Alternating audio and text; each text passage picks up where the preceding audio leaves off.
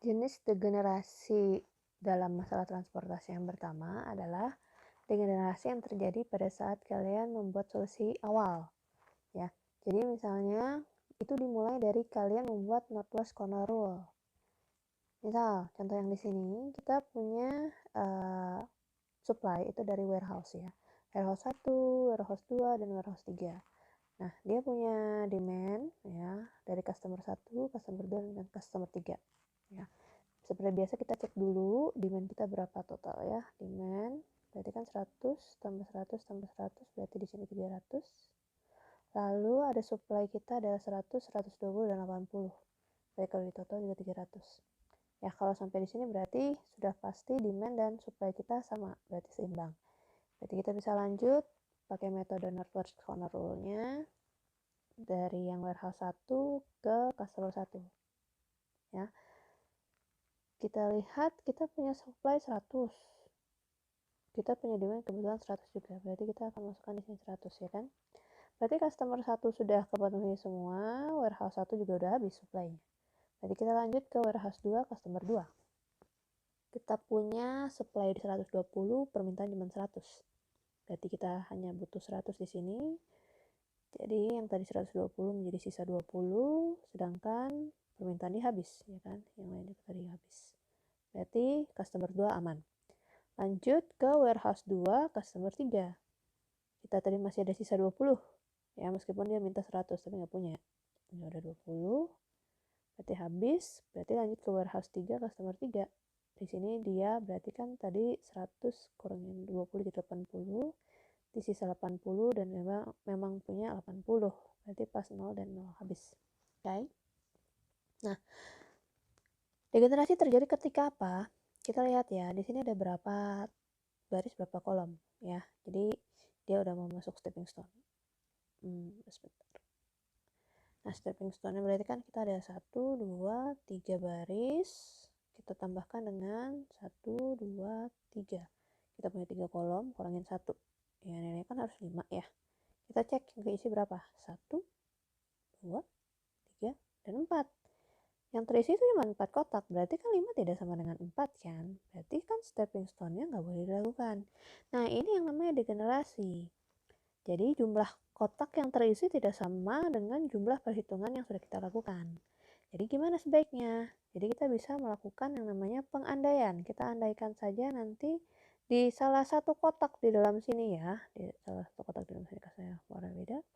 Itu kita andaikan dia punya nilai ya, nilainya adalah 0 ya. Jadi misalnya kita mau ngasih 0 di sini ya, atau 0 di sini, atau 0 di sini, atau 0 di sini, atau 0 di sini. Itu terserah kalian ya. Asal apa? Yang penting ketika kalian nanti melakukan yang namanya stepping stone, ketika membuat jalur tertutup atau close loop kalian, itu jadinya kalian bisa gitu ya. Tapi nggak boleh kayak kalian nulis aja, ya udah semuanya kayak saya kasih 0, nggak boleh ya. Berarti yang boleh dikasih 0 tuh yang mana terserah, tapi yang penting apa? Yang diisi itu cuma 5 maksimal kotak kalian, karena kan dia maunya 5 ya.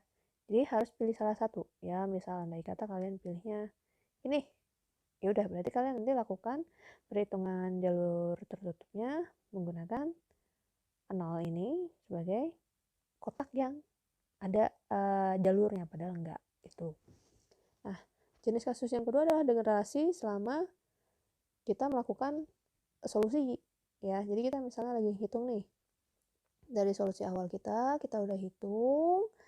Nah, ini hasil perhitungan kita ya. Ini kan solusi awal nih ya. Solusi awal kita kita hitung dapatnya seperti ini ya untuk jalurnya. Nah, ternyata ya kan kita harus hitung improvement index kan. Berarti kan di sini ada berapa kotak kosong coba? Di 1, 2, 3, dan 4. Ya kan ada 4.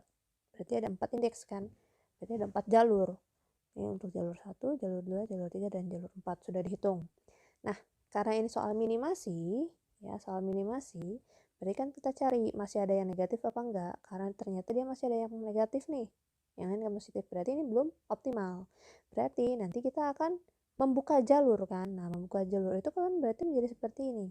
ketika kalian membuat yang jalur yang ketiga itu, yaitu FB ke W3 ya, FB ke W3 ya kan, FB ke W3 berarti kan positifnya di sini ya, berarti jalur dia ke arah sini, ini negatif, ke sini positif, balik ke sana lagi, di sini sorry ini harusnya negatif, balik ke sini. Nah, ini adalah jalur FB W3 yang nomor 3 ini.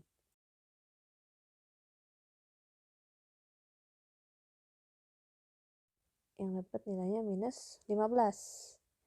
Nah, jadi gimana caranya? Kita buka jalur, kan kita lihat yang negatif nih ya. Warna yang berbeda lagi. Kalau nilai yang negatif berarti kan antara nilai 50 atau nilai 50 kan, yang karena jalur negatif. Nah, berarti kan pilihan kita 50 harus 50, cari yang terkecil ya, 50 kan.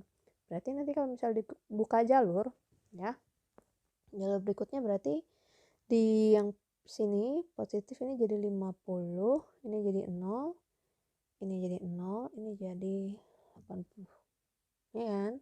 Kalau plus minusnya kita lihat. Nah, nanti berarti jalurnya akan menjadi, ya, kita edit saja dari yang awal biar nggak pusing.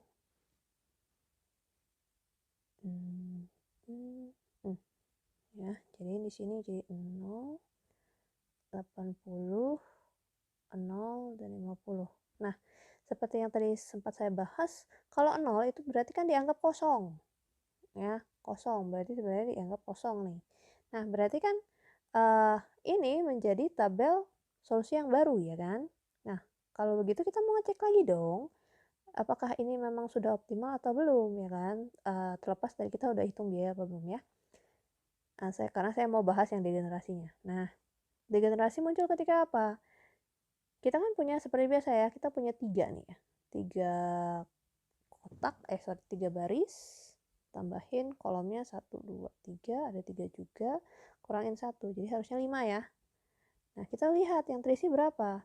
1, 2, 3, 4, cuma 4. Tidak sama lagi kan? Nah, berarti kita harus memilih kotak mana yang akan kita jadikan kotak yang isinya dummy ya, si 0 tadi. Nah, kita akan memilih dari salah satu kotak yang kita punya tadi ya.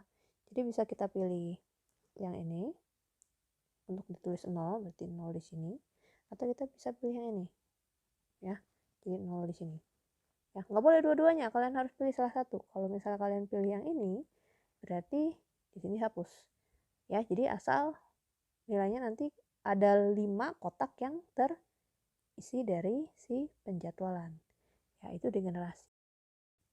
Kita mau coba nih, tadi kan kita udah memilih si 0 itu di sini. Benar nggak ya, sesuai? Cocok nggak? Kita tes. Ya, tesnya gimana caranya? Berarti kan kita ada 4 kotak nih yang harus diisi ya. Berarti kotak yang pertama, kedua, 3, dan 4. Andai kata ya, kita mau bikin loop. Berarti kan ini kotak yang pertama dulu. Ini plus, negatif. Oh, ini bisa nih plus, negatif. Oke, aman. Lalu kotak yang kedua ini plus, berarti ini negatif, plus, negatif, plus. Oke, aman lagi. Cek lagi kotak yang ketiga. Berarti ini plus, ya. Kan harusnya karena berlawanan dari jam, berarti kita ke atas, negatif, plus, negatif, pas, plus. Lalu yang keempat, berarti ini plus, ini negatif, ini plus. Nah, lo bingung. Ini negatif, ini plus, ini plus. Berarti nggak mungkin dong. Berarti kotak yang 0 tadi, ya itu nggak boleh di situ loh. Si 0, ya, taruhnya di sini, daminya. Ya kan, pilihannya antara di FBW1 atau FCW3 kan tadi. Sekarang kita cari yang FCW3. Berarti nanti misalnya kan kita punya udah 4 ya, harusnya benar 4 kotak kosong. 1, 2, 3, 4. Cek. Misalnya di sini plus. Ini plus, minus. Terus ke bawah plus, minus, plus, minus. Terus ke plus lagi, pas. Lalu coba yang kedua, berarti di sini plus, minus, plus, minus, plus. ya pas. Lalu 3, kemudian isi plus, di sini minus, lalu di sini plus, di sini minus, di sini plus, pas. Lalu 0, yang keempat berarti plus, minus, plus, minus, plus. Nah, berarti yang sesuai untuk di generasi yang ini adalah ketika kita menulis 0-nya adalah di sini. FC W3, bukan di FB W1.